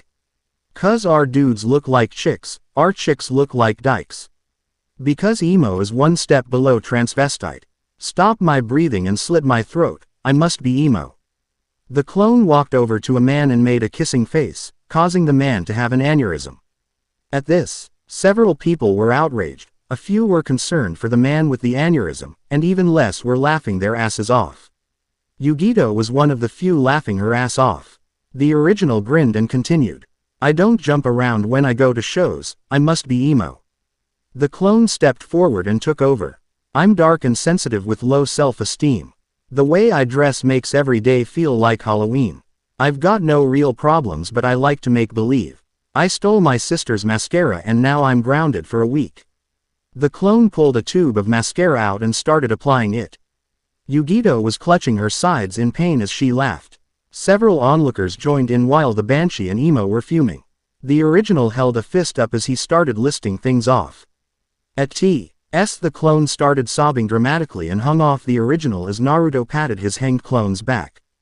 Yugito was doubled over in laughter. How Naruto managed to nail impersonating an overly modish emotional teen with possibly gay tendencies, Yugito would never know. In her mind, Nibby was purring in approval and occasionally chuckling at what was going on before leering at that one image of a certain blonde. The original Naruto started again, stopped my breathing and slit my throat. I must be emo. The clone jumped around, more like pranced, and sang, I don't jump around when I go to shows. I must be emo. The original grinned as he pointed at the real Sasuke, dye in my hair and polish on my toes. I must be emo. The real Sasuke gasped in shock and recoiled as he thought, he knows I polish my toes. Oh god, I play guitar and write suicide notes. I must be emo. The clone started writing in his journal again and spoke, my life is just a black abyss, you know. It's so dark, tightening its hold on me. Tighter than a pair of my little sister's jeans. Which looked great on me by the way. Sasuke clenched his teeth and ground them while Sakura started shouting at the blonde rapper and his clone. Naruto ignored them as he held a kunai up over his wrist. I cut my wrists in every direction, exclaimed the original before he tossed the kunai away and the clone stepped forward. Hearing songs about getting dumped. Give me an erection. The clone cupped himself before continuing. I write in my private journal and wear thick-rimmed glasses. I told my friends I bleed black and cry during classes. I'm just a bad, cheap imitation of goth. The original said before he started making whacking off gestures, you can read me, Catcher in the Rye, and watch me jack off. Several surrounding RLY folks gasped in appall while the younger generation were either blushing or cheering him on. Kakashi had just arrived on the scene and he gasped at what was going on. The clone used henge to transform into a sleazier dressed Sasuke in skin-tight clothes. I wear skin-tight clothes, while hating my life. If I said I liked girls, well, I'd only be half right. Naruto grinned before he made more ones that hanged into the same as the first clone. I look like I'm dead and dressed like a homo. I must be emo. I like to whine and hit my parental. I must be emo. Me and my friends all look like clones, the clones chorused. I must be emo. The clones vanished and Naruto bowed. A roar of disapproval clashed along with a roar of cheers and the blonde grinned. He walked over to his down team-up and held a hand out to help Yugito up. Kakashi walked over to them and eyed the four carefully, his eye lingering on the blonde dressed in white. As though he felt his gaze, Naruto flicked a pair of sunglasses out from out of nowhere before sliding them on over his eyes. He looked up at the Cyclops Jonin with a small grin, what's the mission, man? Please tell me it's somewhere I can work on my tan. Keep your mouth shut, Nibby. Yugito thought quickly before the cat could sneak in a perverted sentence. Nibby growled in annoyance before resuming trying to force Yugito to sneak a glance at her teammate's ass. Kakashi eyes smiled. Nope. Saddle up, kiddies, we're going to Nami no Kuni. The next morning Konoha's Team 7 woke up early and walked to the village gates. They were shocked to find Naruto and Yugito already there. The rapping blonde was jabbing the air and dodging imagined blows while humming a beat. Yugito was watching him with slight amusement, making the two members of Team 7 scowl. Oi, Dobi, Sasuke shouted as he watched the blonde practice his taijutsu, what are you doing? The blonde grinned and stopped his training, why nothing, emo kid. Sasuke grew red in the face and grabbed the collar of Naruto's shirt. The blonde smacked the hand away and delivered 2 blows to the Uchiha's stomach faster than either of the other genin could follow. The black-haired boy looked up and Naruto smirked. Sasuke froze before huffing and going off to the side to brood. Sakura, Having to choose between cheering her beloved Sasuke up or wail on the annoying Kumo boy, decided to go cheer her loving Sasuke up. Naruto grinned and went back to his training against an invisible enemy. "Why do you antagonize people?" Yugito asked, having witnessed the whole scenario. The rapper grinned back at her. "Mind games," he replied. "You mess with their heads, and they'll react with emotions, making them sloppy and insufficient." Yugito blinked. That's very wise." Naruto pouted. "Ah, Neko-chan, I'm hurt. Do you really think I'm that slow?" Yugito smirked. "It's hard to tell sometimes with you, Uzumaki." "Good," the boy replied with a grin. "I'd hate to become predictable." An hour later, Naruto was resting against the gates of the village, his hood pulled up over his eyes, which were covered by sunglasses, and his headite loosely hanging around his neck. Yugito was doing her own training katas, something she called Neko-ken, against an invisible foe.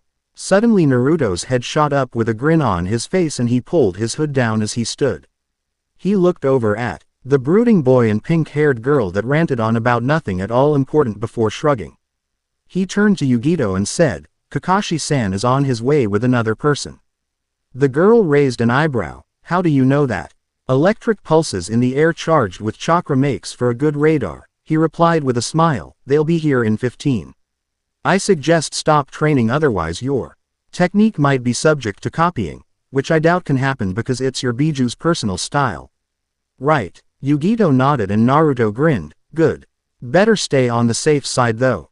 True to what the blonde said, Kakashi had arrived a good 15 minutes later with an old man dressed in a straw hat and what looked like a workman's outfit. He was introduced to the group as Tazuna, the great bridge builder. Naruto made a crack at the old man trying to compensate for something with his title. The drunk laughed heartily and proclaimed that he liked the blonde kid. They left for their destination shortly afterwards. Naruto was relieved and dropped his guard once they left the village he had a slight detesting of. They walked with Tazuna in a pentagram-like formation. Naruto and Yugito in the middle on either side of Tazuna, Sakura and Sasuke in the rear, and Kakashi in the front. At the sight of an upcoming puddle, Yugito made to voice her worries, but Naruto sent her a look. He then signed rapidly what Kakashi probably had in mind for the genin and she nodded in understanding. As soon as they walked closer to the puddle, said puddle vanished and two men dressed in all black leapt out in blurs. They had suddenly wrapped Kakashi with a chain and the jonin made himself look helpless. "Sensei!" Sakura shouted, causing both Naruto and Yugito to mentally roll their eyes. The two men pulled and the chain sliced through Kakashi. "One piggy down," the man with the left gauntlet said. "Piggy 2 is next," the right gauntleted man said, rushing at Naruto. The blonde grinned lightly before holding a single hand seal. "Bring it, bitches," the blonde whispered as the two wrapped their chains around him. Naruto's grin grew when he cried, "Discharge." Quote, lightning suddenly wed through the chain wrapped around the blonde and shocked the two men. They cried out in pain and fumbled to remove the chain from their gauntlets. Naruto saw this and as soon as the chain around went slack he flung two shuriken he had in his hands after performing his jutsu at them. It went through their gauntleted hands and pinned them to trees. Yugito rushed from her spot and used her ya wire to tie the two men to the trees and remove their breathing masks before punching them in the gut to force them to spit their suicide pills out. "Very good," Kakashi said with an eye smile as he reappeared in front of Tazuna. "Detained the enemy without completely injuring them fatally and kept them from killing themselves." "Yugito-chan isn't a chunin for nothing, Kakashi-san," Naruto said with a grin, "and I'm top of my class. It's only to be expected." Kakashi nodded before cracking his knuckles and went to interrogating the two men. Sakura blinked before speaking. But you were, and they, how?" she asked quietly while staring at her sensei. Sasuke was in the same state and also staring at their sensei. "He used the Kawamari," Yugito informed them while Naruto snickered off to the side. The two Konoha genin glared at the rapper, who took his shades off and glared back with a smile on his face, before huffing and looking away. Tazuna was in shock of what the two blonde kids could do. And seeing their sensei turn back to face him with an angry stare, he swallowed. He was in for it now. "There. I know it's short and honestly I don't care. I've got a lot of shit going on and I'm hurtin' all over. Would that please some of you whiny bitches? Geez. Anyway, please review. Peace. Song 5. Wavin' Flag Revised. And I know it's been a while, but I have to help around the house a lot because my dad is helping his mom deal with his dad's death as well as care for her while my mom works. I'll try and update as much as I can. Don't expect much, though. Naruto. Student of the Killa Bee. Song 5. Wavin' Flag. So someone managed to take out the demon brothers, eh? A shadowed figure asked his informant, a masked teen who nodded in response. The figure's eyes narrowed and he stood up, grabbing a large blade from where it was impaled on the ground by the handle. He yanked it out of the ground with little effort and slid it into its holster on his back. A smirk appeared beneath his bandaged face. This job is starting to get fun, he said. The group had continued even after discovering the truth behind Tizuna's lie concerning the mission payment. Apparently the GE Builder's country was being drained by the pig of a businessman named Gato. Gato's men had killed many and cast fear into the hearts of Tizuna's fellow countrymen. While the Konoha shinobi debated continuing on their mission, Naruto and Yugito both stepped aside and decided to continue and help the bridge builder, because they both knew the feeling of being treated like trash due to their status as Jinchuriki. Not wanting to be outdone by the asshole rapper, Sasuke demanded they continue, Sakura backing him up in order to stay on his good side. Which is how they came to this scene, being wed towards a large bridge in front of them. Damn, Naruto exclaimed as he saw the large bridge being built, that thing is freakin' big. And I ain't talkin' about my main man Biggie. Tizuna and the Konoha shinobi looked to Yugito, who had become the translator for her teammate, and she sighed. He's a beatboxer that runs with Kurabi-sama and Naruto Baka. Harsh Neko-chan, Naruto said as he pouted at Yugito, making her blush effectively, before he looked back at the forest on their left. He narrowed his eyes as he felt a chakra spike come from the trees. The second he tried to hone in on it though, it vanished, making him scowl in frustration. Their boat then docked on the right side of the bank and the boatman spoke, I dare not go any further, Tizuna. I'm sorry, I understand, the bridge builder said in understanding with a nod. Gato certainly had done a number on many people within Nami no Kuni, that much was for sure. Naruto took the lead with Yugito while Kakashi and the rookie, Genin of Konoha stayed behind with Tizuna. Naruto's attention suddenly went to a bush that moved as they came across a clearing. He threw a kunai at the bush, noticing a small flare of chakra come from it. Before a squeal came from the bush, Sakura and Sasuke gasped while Naruto went to the bush and pulled out a traumatized white rabbit. The blonde narrowed his eyes at the rabbit, wondering why a snow rabbit would have white fur while out in the spring. Naruto Baka, Sakura shrieked, what were you thinking attacking a poor defenseless bunny like that? It's a snow rabbit, Naruto said, turning to face the group as he cradled the rabbit, calming it in his arms. Yugito and Kakashi's eyes widened at the significance of his words while the other three blinked in confusion. Naruto set the rabbit on the ground when the sound of an incoming object came to his mind. His eyes widened and he turned. Everyone down, he shouted, Kakashi's own warning following shortly after him. And he leapt at Yugito and tackling her to the ground. Kakashi pulled Tizuna to the ground while Sakura and Sasuke fell to the ground and covered their heads. A large Zanbetu flew over their heads and embedded itself in a tree nearby. Naruto got off Yugito, not noticing the glare blush on the older girl's face. A tall man, easily 2 inches taller than Kakashi, with short black hair and periwin Klee pants and camouflaged armbands stood on the blade. His mouth was hidden by a large amount of tape wrapped around his face. His eyebrows were non-existent, giving him a frightening look. Around the side of his head was a Hetai ite with the Kurigakur symbol on it. Hey, not bad, the man said, a smirk visible through his taped face, but then again, what else would I expect from the Kyuubi Jinchuriki and Kakashi no Sharingan? How do you know about me, him? Naruto, Yugito and Kakashi exclaimed at the same time. The man's smirk grew at their worried faces, no one noticing the odd look Sasuke was sending Kakashi. I have my sources, the man replied mysteriously. Kakashi's visible eye widened. You're Momochi Zabuza. My god, I thought you died in the Civil War. The white-haired Jonin exclaimed as he realized who he was. Zabuza chuckled. Some rumors people will believe, he said with amusement. Zabuza's look turned serious as he spoke. Hand over the old man and you might live today. Sorry, but no, Kakashi said, reaching for his Hetai Ite before he turned to his students. Stay out of this, he's too strong for you. What about his partner? Naruto asked, his eyes locking on the chakra source nearby. Zabuza's eyes widened when the blonde slammed his fist into the ground. Raiden. Shiryo no Dokuabi Kosho, lightning release, hunting viper. He exclaimed as the TNING from his hand traveled along the ground faster than Zabuza could anticipate into the forest. The sound of a lightning bolt striking and a pained yelp came before a body flew out from the forest. A masked shinobi wearing a blue turtleneck and a matching yakuta over it slowly got to his feet, barely managing to evade the falling curb stomp Naruto attempted. Naruto scowled at the masked shinobi.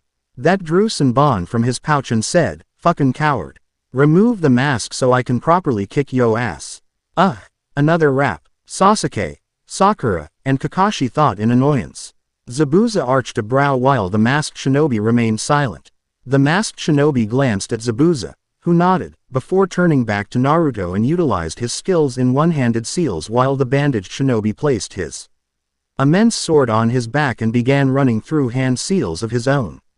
Before the masked shinobi could attempt to finish his hand seals, Naruto rushed towards him and pulled out a kunai, slashing horizontally and barely nicking the masked shinobi's outfit. The blonde's eyes widened as the shinobi used Kawamari to escape his vertical follow-through attack, harming an innocent log in the process, and he quickly dropped into a split. His hands, the right wielding the kunai in the grip of his pointer finger and thumb, pushed off the ground after several senbon flew over his head.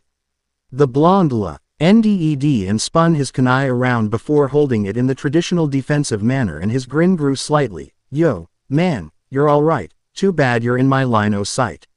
This shit is going down, aight. So throw him up, and let's start this fight. The masked shinobi paused momentarily, allowing Naruto to rush in and throw his kunai.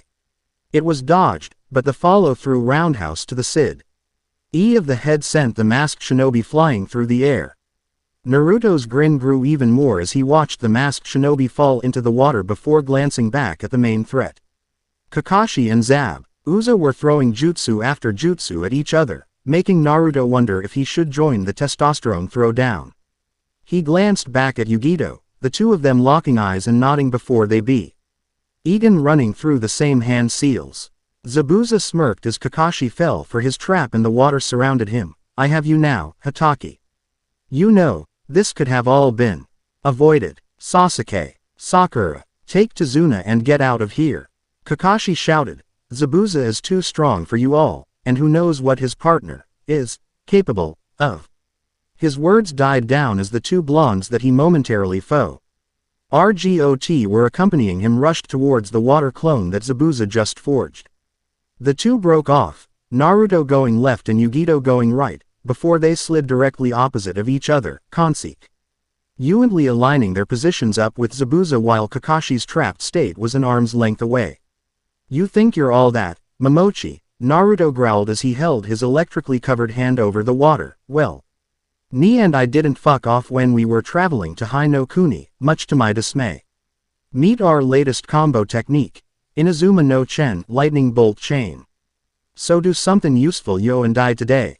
At once, both blondes lifted their electric-covered arms and a large bolt of electricity coursed through the nuke nin that held their assigned superior in the liquid prison. Zabuza's arm, the one keeping Kakashi captive, recoiled and hugged against the body of the man. Kakashi, now free, leapt onto the dirt ground, quickly followed by the two blondes. Naruto rolled his neck and quickly turned, throwing a shuriken right at Sasuke. The Uchiha's eyes flashed red momentarily, and he blinked when a senbon closer than the shuriken was knocked away by the Kumo shinobi's weapon. Blonde grinned at the raven-haired team, giving him a smirk. Saved yo life, asshole. He shouted before facing forward, now ya owe me. Fuck you, Sasuke blurted out, embarrassment at being saved by his chosen nemesis evident on his face. Naruto's head whipped around fast. a look of horror on his face as he looked at the Uchiha. I don't know how to tell ya this, Sasuke, the blonde said, but I don't swing that way. I'll kill you, I swear to God, I'll kill you, Sasuke growled, his eye twitching in annoyance. Naruto faced the woods and looked over at Yugito. Yo ni. Let's go kill this foo. Sooner it's done, sooner we're home, and then you and I can make my bed groan. The blonde caught a kunai heading for his face and grinned. Oh ho, touched a nerve that time, did I? Well, there's a reason I'm rated most desired Kumo guy. Stow it, baka, Yugito snarled, looking at the lake as Kakashi used his Sharingan to counter Zabuza's water dragon. She looked over at the blonde, only to see him vanish in a bolt of lightning. The Nibi no Nekomata Jinchuriki frowned and opened her sensing capabilities, trying to locate her unpredictable partner, but a moment later, she found she didn't need to. Get down, Naruto shouted as he appeared behind Tazuna, shoving the builder to the ground just as an ice blade flew over their heads. The blonde's head snapped up and his teeth grit as his fangs became more pronoun. You're annoying, the masked warrior said calmly, his voice sounding like a gentle breeze as he crossed his arm over his face. Die. Naruto pulled his blade out, and deflected the Senbon flying at him with precision before sheathing it again. He cracked his knuckles and grinned, been waiting a long time to bust out this move. Bring it on, sucka, you're about to lose. The masked hunter Nin ran quickly at the blonde, surprised when he noted Naruto's body tensing. Naruto bent forward and drove his shoulder into the hunter's stomach as he wrapped his arms around the older teen's back. The hunter grunted in pain at the impact, but Naruto wasn't finished yet. Triumphantly, the blonde spun on his left heel before arching his back, lifting the Kiri Nuken and INTO the sky and then slamming the teen's back down through a particularly large boulder, halfway into the ground. Sekitsui Basuda, spine buster, motherfucker. Naruto roared as he hopped to his feet, and sneered down at the injured shinobi lying in a crater. How's about that for a finishing move, ya cocky ass, stupid sucka? B bastard, the shinobi groaned, his spine and back protesting in pain. Before looking over at the taped mask of his employer that was rushing to him. Zabuza looked drenched and weak from his own fight, but his eyes were narrowed in the promise of a rematch. Behind him, Kakashi laid partially unconscious due to chakra exhaustion. Naruto jumped back as Zabuza scooped his partner up into his arms before dashing away. Over his shoulder, Zabuza called, "We'll be back, you brat." And then, the old man dies. Bring it on, Tem. Naruto hollered, I've got 200 Saiyan next time you're gonna die.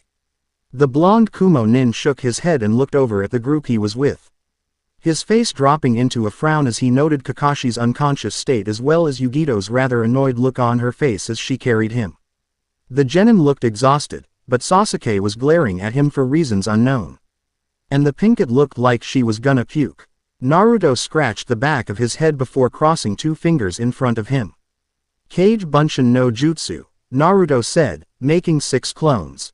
2 to carry Kakashi, 2 to assist in defending Tazuna, and 2 more to wait a moment.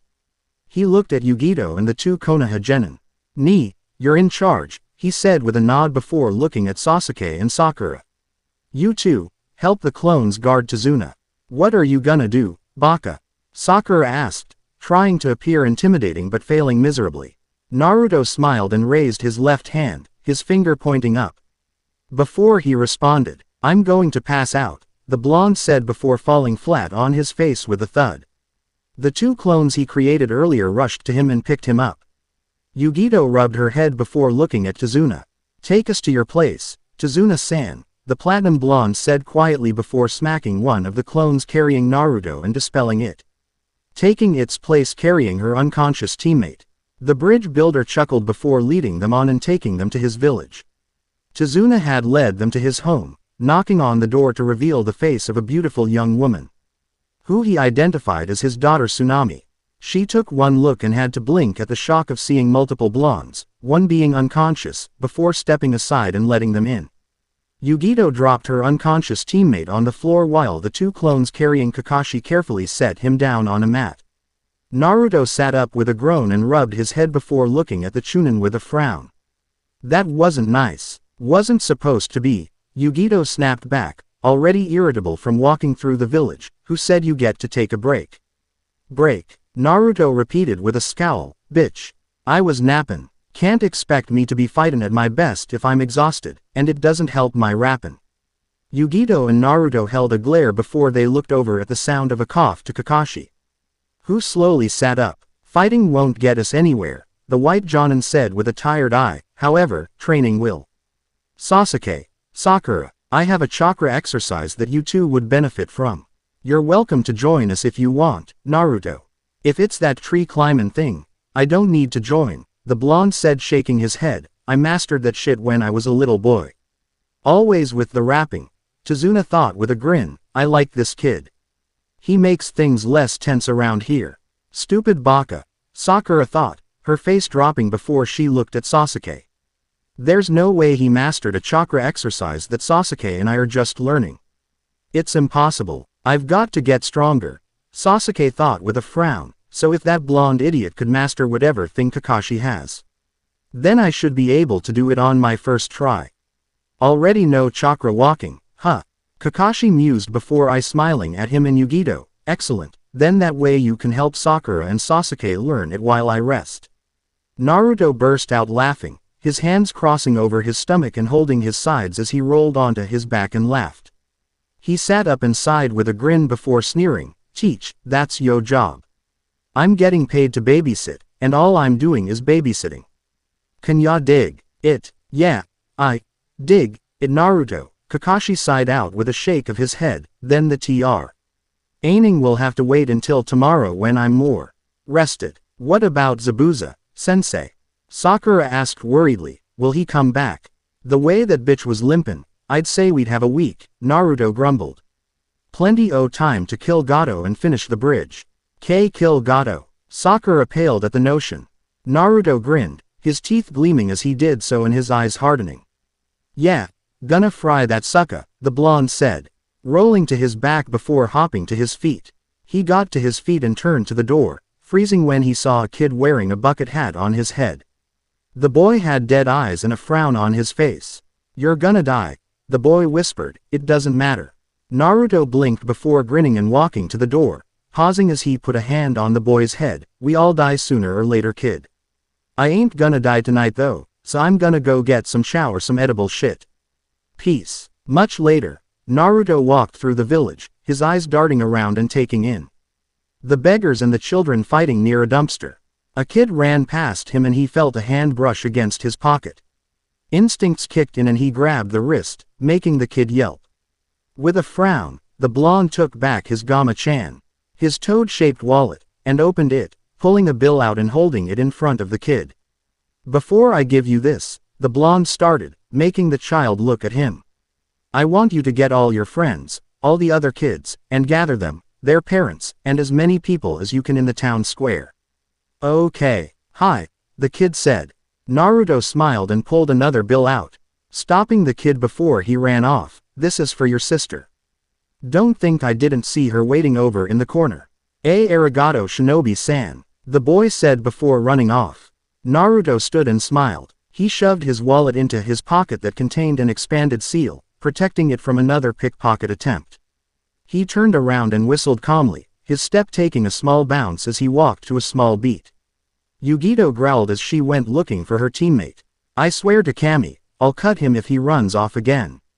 The Jinchuriki thought, groaning as she heard a familiar purr in the back of her mind. Sounds kinky, Nibby purred. What else might you do to Naru-kun? I'll cut you too, if you're not careful, Nekomata. Yugito growled in her mind before severing the link to her perverted biju. She paused as a bass sound hit her ears and some clapping followed it. Her eyes turned to her left and she saw a crowd gathered around something. Curious, Yugito leapt up to a nearby roof and sat on the edge over the crowd, her eyes widening when she saw her teammate strumming on a guitar.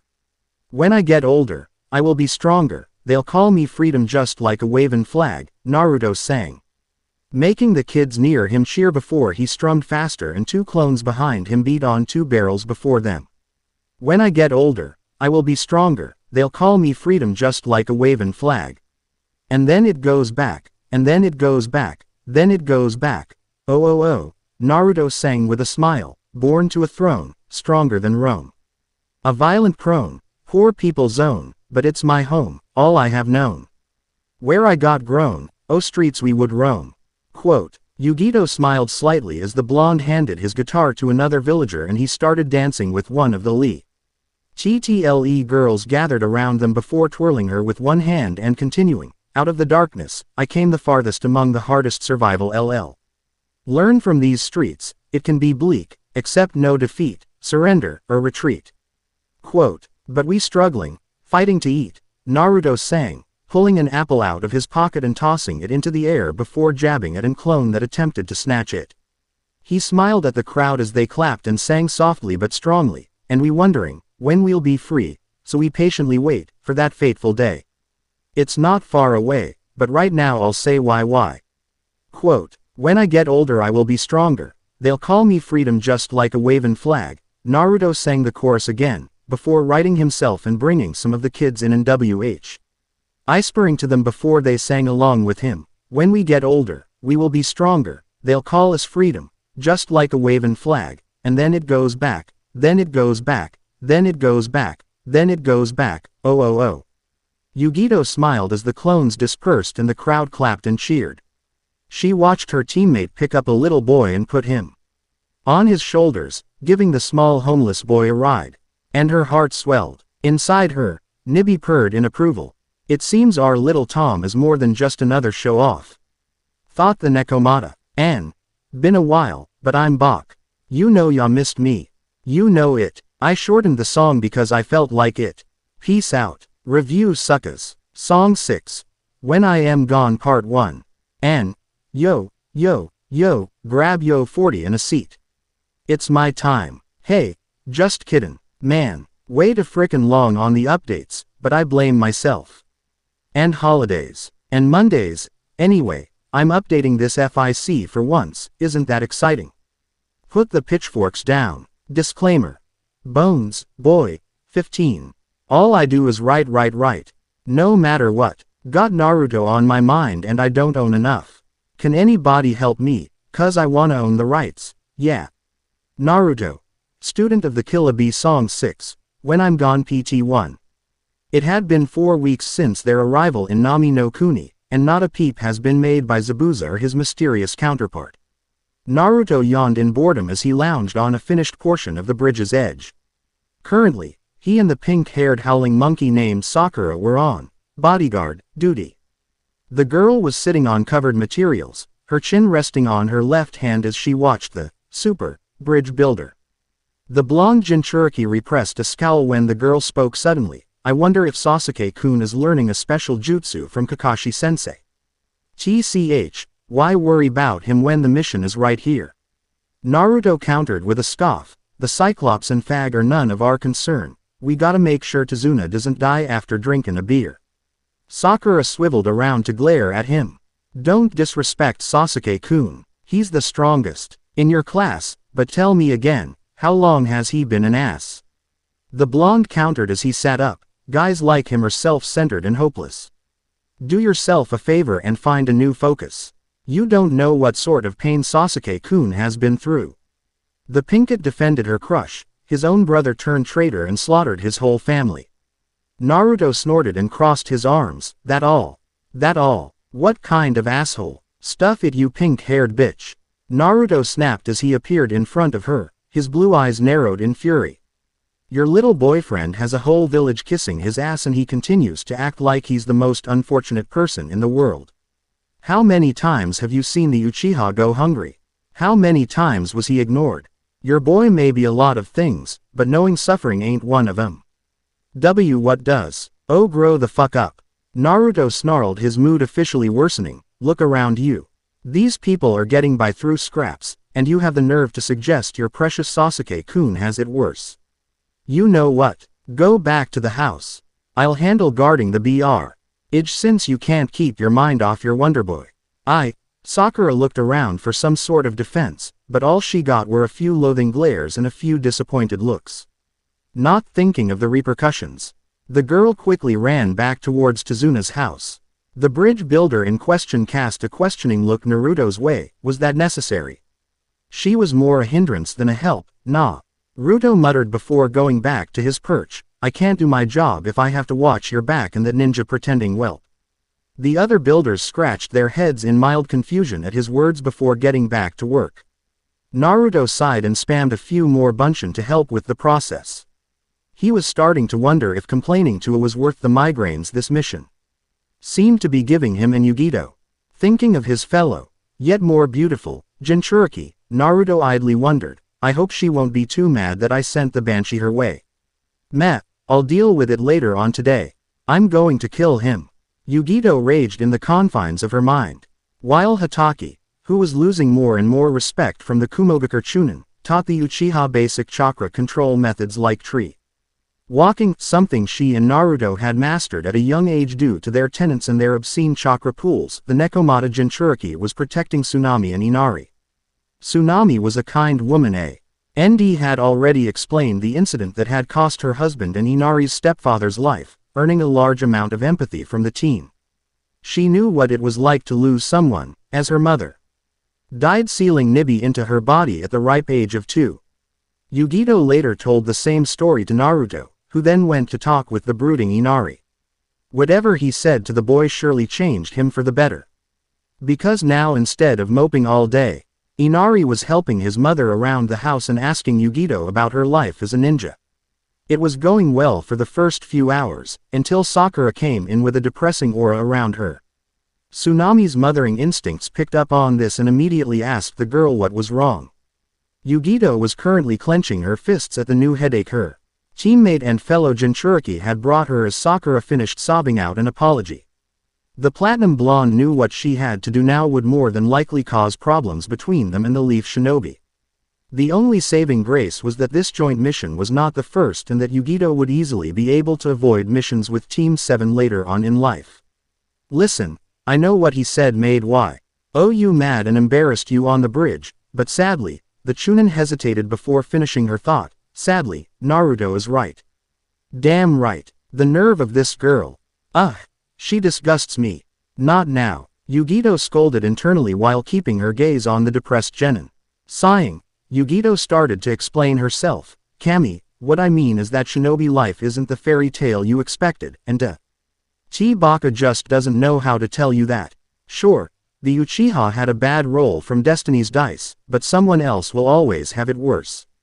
I can't promise that my teammate is wrong, Haruno-san, but I can promise you that the way he expressed it was, and he will pay for it dearly. Thank you, Yugito-san, Sakura said with a small smile.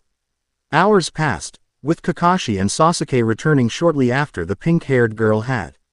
Before Tazuna and Naruto strolled in, the former with a small bottle of sake in hand and the latter with a bag of ice on his head. Sakura and Tsunami were in the main room, and despite the morning's disagreement, Sakura did show some concern for the blonde. Uzumaki-san, are you alright? Nothing to worry about, Haruno, Naruto muttered as he sat down on the couch, keeping the ice pack on his head. I just overused a technique and now I feel like I got sent through a wall by my big bro. The girl growled in irritation at the rap and conveyed her thoughts. Can you stop rapping? It's so irritating. Ma, everyone is allowed to have their own quirks, Sakura, Kakashi said calmly as he descended from the stairs. The man lowered his porn for a slight moment to address the teen on the couch. I need you to go get Yugito-san, Naruto. Sasuke and I had a very interesting experience today that everyone should know about. Man, Naruto groaned as he stood up. May want to hold it off till tomorrow. Can't promise that Neko-chan will let me walk back in her without some damage to my bone marrow. Kakashi's sweat dropped. Why yeah, Kami, that one was awful. The blonde Kumogakure Genin went out the back, a nod to Tsunami as he did so, before he began releasing some chakra to find Yugito. He scrunched his face up in confusion with his eyes closed. He sensed her to be right on top of him. Which is strange, because Yugi-chan ain't on top of, shit. Baka. A fist collided with his throbbing head and Naruto howled in pain. Yugito then delivered light, roundhouse kick to the back of his head, sending her fellow Jinchuriki flying out towards the water that the back of the house faced.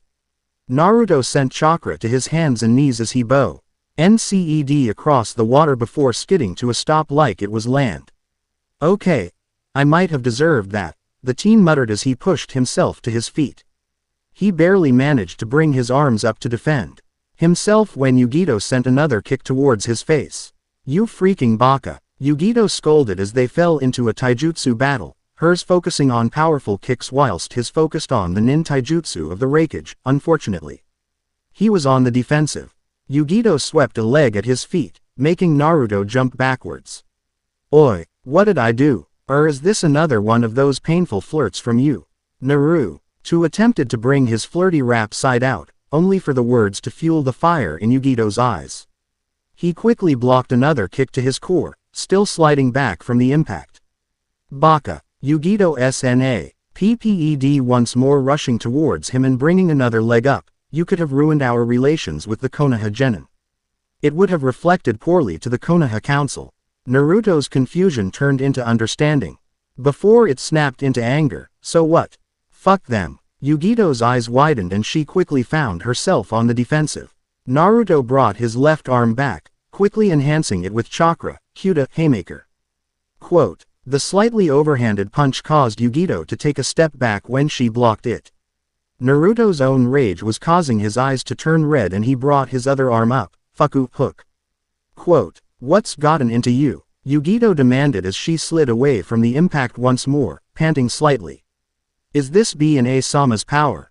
Kami, what's gotten into me? Naruto growled as he was on her once again. Extending his arm out, Rariato, lariat.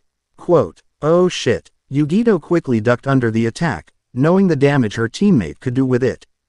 Doing so left her back exposed and made her remember that Naruto was much more nimble than his two bulky brothers. Hiji elbow. The attack was called out, and even then, Yugito couldn't dodge. The joint struck true and fast between her shoulder blades. A bit higher would have killed her, and even if he hadn't enhanced it, it would have knocked her out.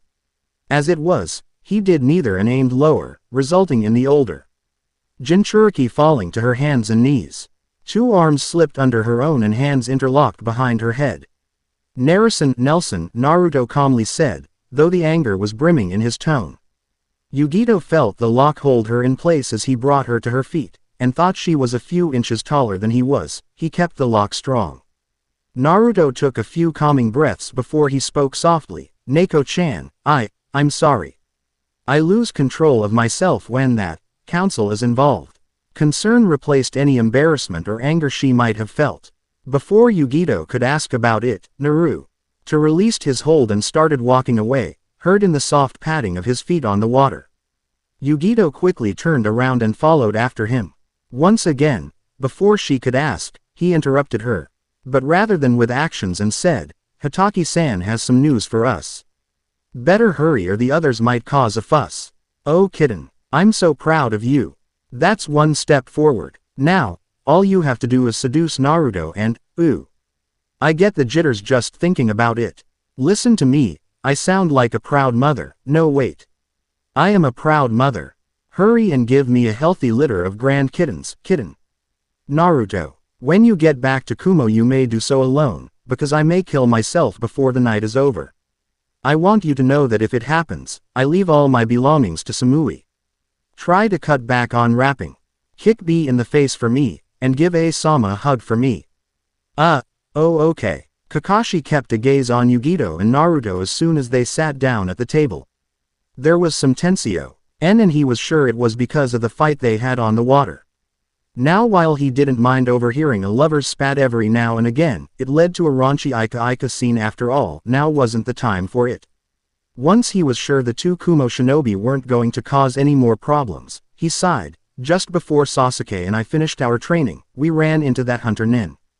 Naruto immediately perked up at this and interest was evident in his eyes. The shinobi sighed. Before I realized it was him, and thus removed him from the equation, he was picking herbs. The kind of herbs one would mix in a healing salve for burns. Needless to say, I think Zabuza's just about done healing. We need to come up with a game plan. Naruto growled, I should just go kill that pig now, life would be easier without that sow. We don't even know where Gato's base is, Naruto, Yugito reprimanded the teen, even interrogation on Zabuza and his partner won't work. Our best bet would be to split up. I agree. My team and I will join the bridge builder tomorrow. No. The words came from Naruto instead of Yugito as his features became unnaturally serious, unlike your team, Zabuza and his hunt. Our nin are shinobi in the truest sense of the term.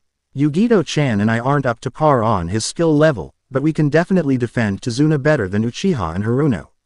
Naruto's right, Yugito-s. Aid before anyone could debate the thought, primarily Kakashi or Sasuke, unlike your students, Hatake, we're both high chunin level, even if I'm the only one with the rank. The Uchiha at his best may be a low chunin, but even then. He still hasn't awoken his Sharingan. I suggest, you, Naruto and I guard Tazuna. Tomorrow while your team protects Tsunami. I can assure you that Gato probably has a contingency plan in case Zabuza falls. Sensei. I can hold my own. Now hold on a minute Sasuke. Kakashi said with his hand raised, his shinobi mind coming forward as he thought, before he continued, Yugito-san is right. Neither of you are prepared to face Zabuza, and I can't let you fight the Hunter Nin alone. You will stay here tomorrow with Sakura and guard Tsunami. Understood. But, that was an order, Genin. Kakashi replied with a no-nonsense taking tone. Sasuke scowled and crossed his arms before huffing out an understood. Meanwhile, a certain swordsman crushed an apple in his grip. Good. I barely feel the tingling sensation that lightning technique left in your back has healed completely. Hi, Zabuza-sama, the masked nin replied as they frowned. The Kumo shinobi will not get the drop on me again.